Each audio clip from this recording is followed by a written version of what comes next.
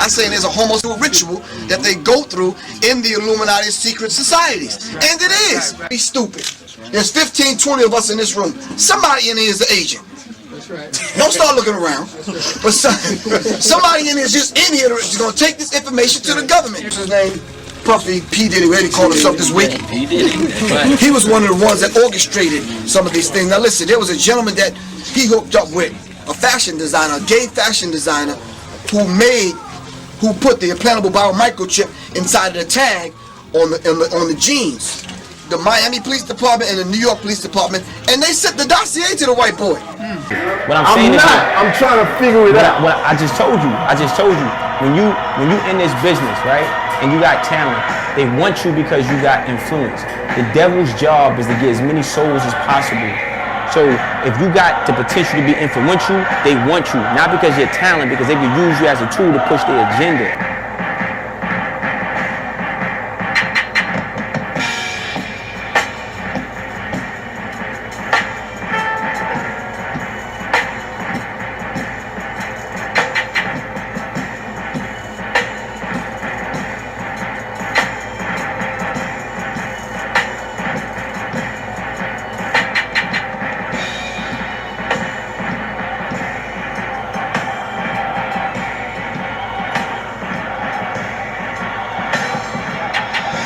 So not only do this to rappers and other people in the music industry, presidents, dignitaries, and these other people have to go through it too.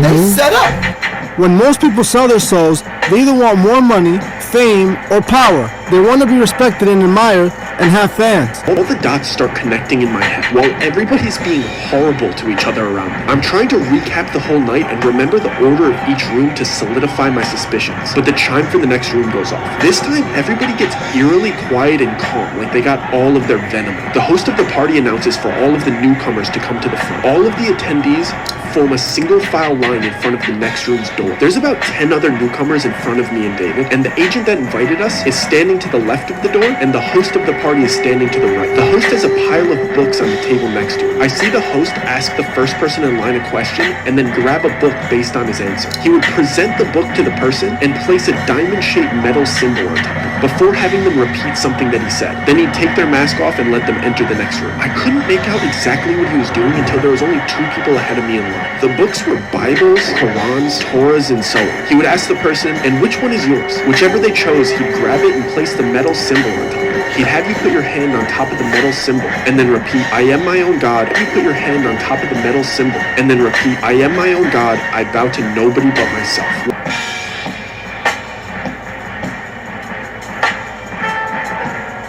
The books were Bibles, Qurans, Torahs, and so on. He would ask the person, and which one is yours? Whichever they chose, he'd grab it and place the metal symbol on top of it. He'd have you put your hand on top of the metal symbol, and then repeat, I am my own God, I bow to nobody but myself.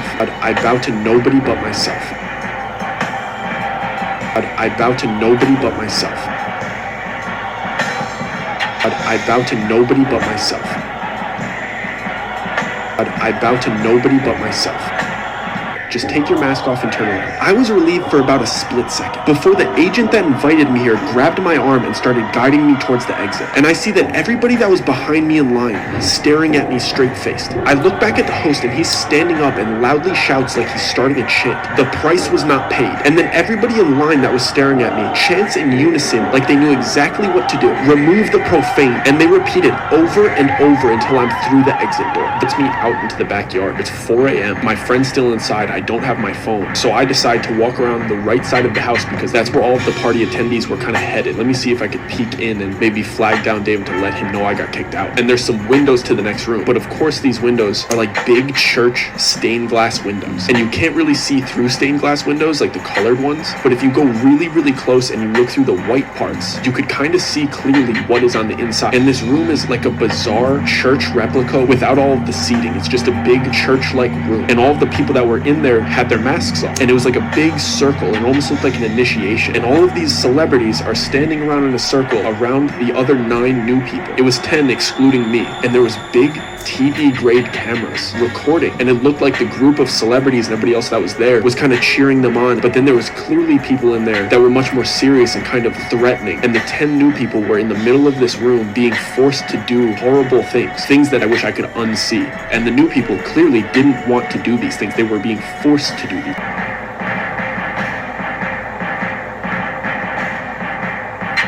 I want to give all the praises and the honor to Yahweh by Hashem, Yahweh Shai by Hashem, Recha HaKwadash, and double honors to the elder apostles and bishops of Great Millstone. Honors as well to you, brethren, all you supporters of this truth, whoever you may be. Shalom to the elect. So anyway, I saw this video clip to build this video, on with this guy here who, well, in the beginning of the video, who took what little money he had and went to California, and I was locked in on the conversation and what it took to sell out and how he was in these rooms. Now, we've all heard the stories before, but it's being more and more exposed of what goes on and how it gets down. Now, you're going to be surprised when you look at the IUIC Bishops' net worth, as I did a video before. And first and foremost, we're not jealous of the bishop. No hatred towards the bishop of Nathaniel of IUIC. A lot of them say that. Now, obviously, in the last video I did, he called us said we were rapists, and they have videos saying that we have taken 6-year-old girls. Now, according to, if this is true, where he belongs to, and you understand, in New York City police department, they got to get to the detectives. They have a brotherhood too, but I'm not going to go into that. But it's a lot of things that these people do on agendas that's on these high levels like this as well. But their job through the media, remember, they set up a platform and they have a position where they make themselves look innocent, right? And then they can throw other people under the bus to cover up their guilt. And this man said, this is what we teach, which is absolutely a lie. I mean, we're going to keep hearing this because he has hatred. But when I do videos like this, then they'll tell me you hate your brother. I haven't heard a comment from one of them on the last video yet, because whenever I catch Nate saying something, slanderous and lying, none of his followers even leave a comment, which means they know this is not true. Okay? So anyway, we're going to get some scriptures. It's the love of money that's the rule of all evil. And I think in the intro, I kind of cleared a lot of that up, of how this man is riding on a horse, right? He brings himself in as a god. He sets himself up to be like the Most High because he really hates the Messiah. Now, we're going to read his net worth again, and then we're going to compare it to some other famous preachers. You'll be surprised, right? Matthew 16:26. For what is a man profiteth if he shall gain the whole world and lose his own soul? Which, this is not going into your actual soul. This word is going into your life. But of course the translators translated where your life is the soul, right? Because you can't sell your soul. It belongs to the Most High. So anyway, or what shall a man give exchange for his soul or his life? Okay? So it's not far-fetched to believe that this man went from the trench coat, and his wife was some type of famous dancer, I can't remember. This is true. And she had connections with the higher ups. I'm not saying that's how he did it, but there's definitely something crabby about this whole situation. You see the sacrifices, you see, not going to say that, you see the situation with people who are dying in this camp, people who have been swindled out of their money in this camp. This man is sitting there in interviews with people of Israel, And remember, he's going to paint the picture like he's standing up for our people. Now, these people will fund whatever they have to fund to keep that influence. This is why I believe he dropped the name of the Lord. You can't serve the Heavenly Father. You have to serve their God, which is your God, right? It makes sense. As you saw, it had the Quran, it had every book in there.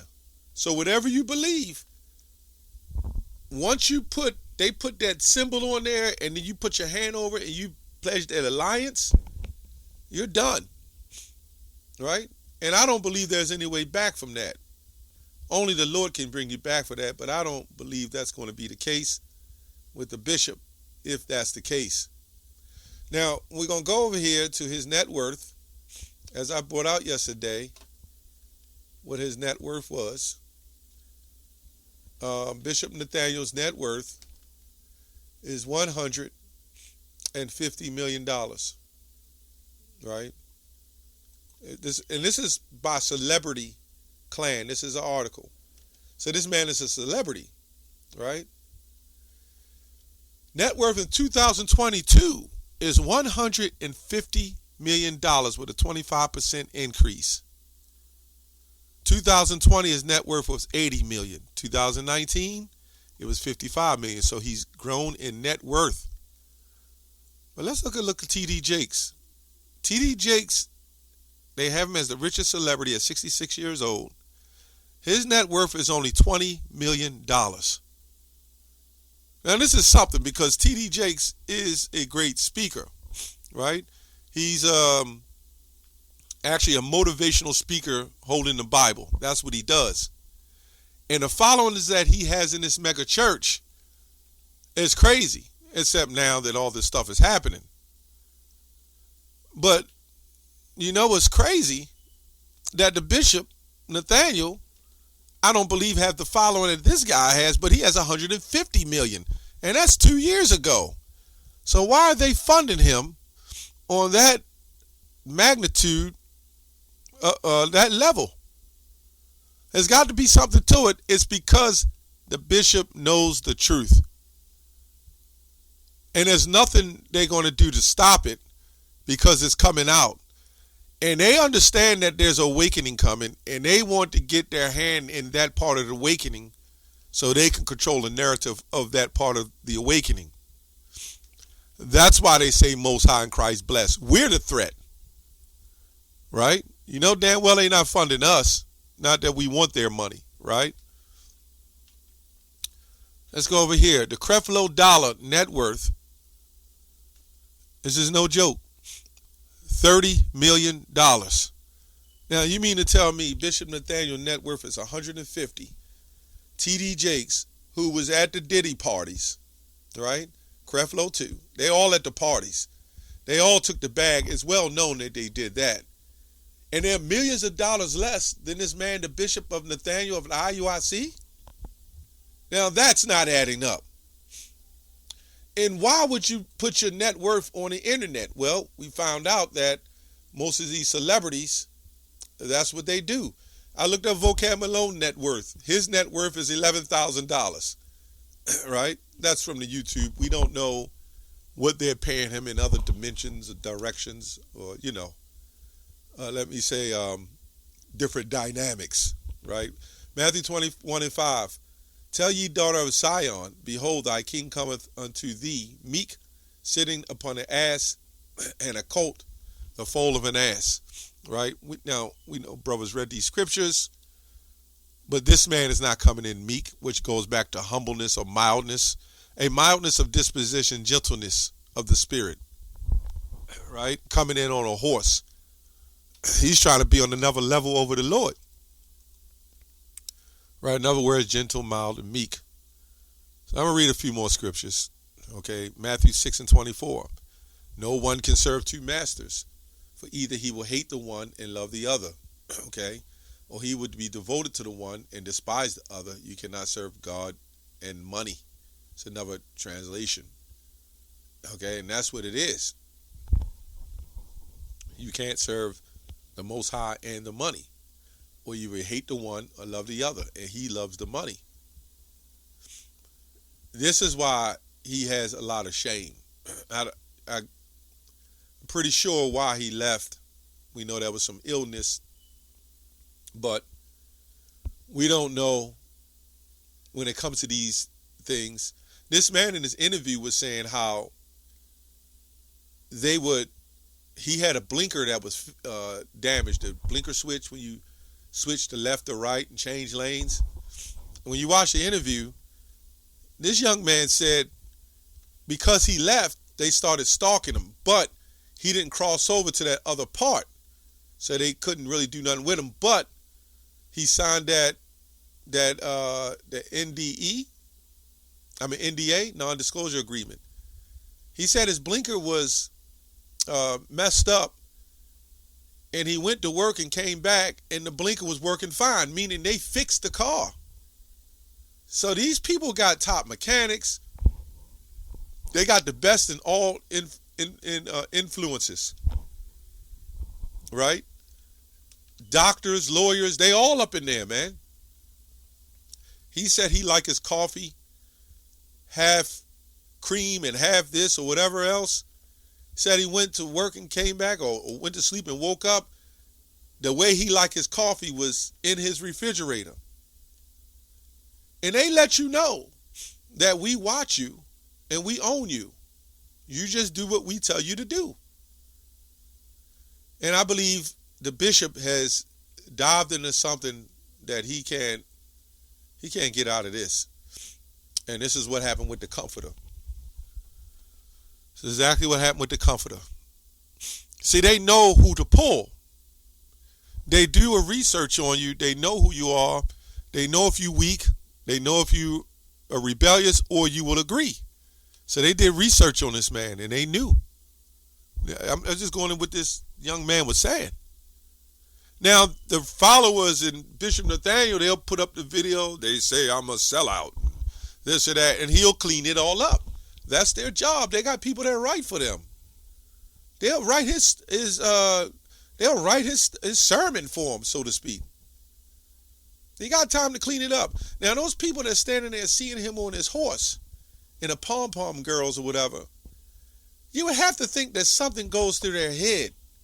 This doesn't seem right. The music, the ritualistic music.